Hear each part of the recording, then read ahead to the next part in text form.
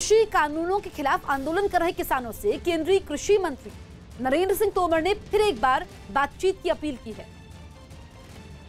केंद्र सरकार की तरफ से जो प्रस्ताव दिया गया था कि बुराड़ी में आए, वो भी ठुकरा चुके हैं। मैं किसान भाइयों को यह अनुरोध करना चाहता हूं कि किसी भी समस्या का हल वार्ता से ही निकलता है। भारत सरकार उनसे पहले 3 दौर मिलने का काम कर चुकी है और चौथे दौर की बातचीत 3 दिसंबर को होने के लिए हम लोगों ने उनको निमंत्रित किया था। इसलिए वार्ता निरंतर जारी है। किसी के मन में ये बात नहीं आना चाहिए कि सरकार बात नहीं करना चाहती। हम पहले भी बात किए थे, आज भी बात कर रहे हैं और कानूनों पर भी बात करने के लिए तैयार हैं। और मैं किसानों को अनुरोध करना चाहूँगा वो आंदोलन का रास्ता छोड़कर वार्ता के लिए आएँ और भारत सरकार उनकी बात को खुले मन से सुनेगी। किसान आंदोलन पर राजनीति भी लगातार जारी है। एक तरफ बीजेपी इसके लिए कांग्रेस को जिम्मेदार मान रही है, तो वहीं दूसरी तरफ कांग्रेस बीजेपी पर आरोप लगा रही है। ये कांग्रेस का आंदोलन है, ये प्रायोजित आंदोलन है। आज जब भारत सरकार के गृह मंत्री श्री अमित शाह जी अपील कर रहे हैं कि आप दिल्ली आइए, आपको निर्धारित स्थान जहाँ पे किया गया वहाँ पे आप बैठिए, मीटिंग करिए, आप शांतिपूर्ण ढंग से प्रोटेस्ट करिए और सरकार दूसरे दिन आपसे वार्ता करने के लिए तैयार। देखिए, टकराव की स्थिति नहीं करनी चाहिए। सरकार को तुरंत बुलाकर इमीडिएटली बात करके बातचीत द्वारा समाधान निकाला जाए। जो भी है उनसे बात कर, जो भी अमेंडमेंट चाहते हैं, जो अमेंडमेंट करते हैं, उनको संतुष्ट करके और इसका समाधान निकाला जाए। बड़ा स्पष्ट रूप से अमित शाह जी ने कहा है कि बातचीत से ही तो रास्ता निकलेगा ना। आप चक्का जाम करके बैठ जाओगे तो रास्ता निकलेगा नहीं। बातचीत के लिए उन्होंने बड़ा स्पष्ट रूप से कहा है, सरकार तैयार है बातचीत के लिए, आप आइए बातचीत करिए। तो मुझे लगता है कि बातचीत के लिए कहीं भी कोई दिक्कत नहीं है। केंद्र सरकार किसानों को दिल्ली में प्रदर्शन की अनुमति दे। दिल्ली सरकार सारे इंतजाम करेगी कि ना किसानों को कष्ट हो ना दिल्ली वालों को कष्ट हो। ये जिम्मेदारी दिल्ली सरकार निभाने के लिए तैयार है, मगर किसानों को कम से कम दिल्ली में अब आने दें, वरना ये जो व्यवस्था है ये खराब हो रही है।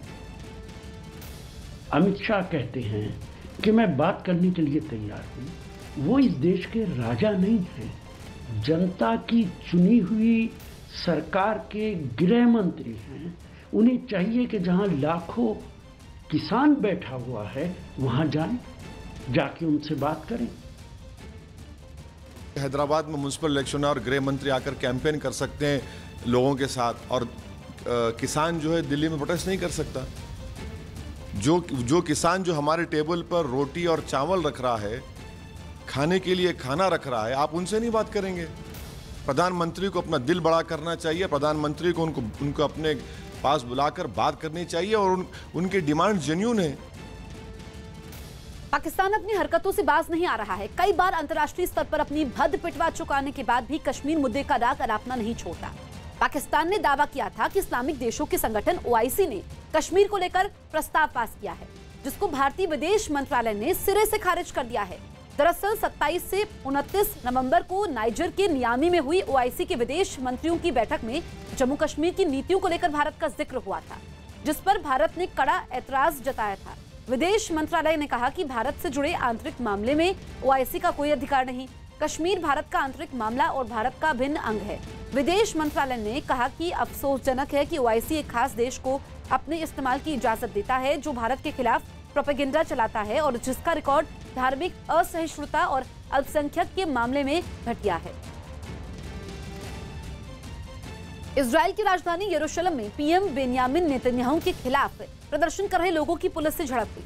नेतन्याहू पर भ्रष्टाचार के आरोप लगने के बाद से ही उनके इस्तीफे की मांग पर पिछले कई महीनों से वहां प्रदर्शन हो रहे हैं। इसी कड़ी में एक बार फिर यरूशलेम में पीएम के आवास के बाहर जमा हुए लोगों की पुलिस से झड़प हो गई, क्योंकि पुलिस ने वहां पहले से ही बैरिकेडिंग लगा रखी थी। इसीलिए प्रदर्शनकारी आगे नहीं बढ़ सके, जिसके बाद उन लोगों ने बैरिकेडिंग को हटाने की कोशिश की। हालांकि तब तक पुलिस भी एक्शन में आ चुकी थी। उसने पहले तो मजबूती के साथ बैरिकेडिंग की हिफाजत की और जो लोग फिर भी नहीं माने उन्हें जबरन हटाने की कोशिश की, जिससे प्रदर्शन में शामिल लोग भड़क गए और उन्होंने पुलिस के साथ धक्का मुक्की शुरू कर दी। इससे पहले सब कुछ नॉर्मल दिखा। हाथों में झंडे और बैनर पकड़े ये लोग नेतन्याहू के विरोध में नारेबाजी करते नजर आए। कुछ प्रदर्शनकारी तो सड़क पर ही बैठ गए, जबकि कुछ लोग नकली पनडुब्बी लेकर सरकार से इस्तीफे की मांग करने लगे। ये इसलिए किया गया क्योंकि पीएम पर पनडुब्बी घोटाले का आरोप लगा है। हालांकि शांति से चल रहा विरोध प्रदर्शन थोड़ी ही देर बाद हंगामे में बदल गया, जिसके बाद पुलिस ने कई लोगों को हिरासत में ले लिया।